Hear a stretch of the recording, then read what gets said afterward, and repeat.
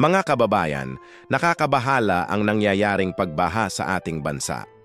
Sa kabila ng napakalaking pondo para sa flood control projects, bakit hanggang ngayon ay nalulunod pa rin tayo sa baha? Noong Setyembre 21, libu-libong Pilipino ang nagsama-sama upang ipaabot ang kanilang hinaing. Hindi ito simpleng pagtitipon lamang. Ito ay boses ng mamamayang sawang-sawa na sa katiwalian at kapabayaan. Tama nga ang sinabi ni VP Sara Duterte, hindi sapat ang kasalukuyang hakbang laban sa corruption. Ang bawat pisong ninanakaw ay pisong dapat sanay napupunta sa mga proyektong makakatulong sa ating lahat.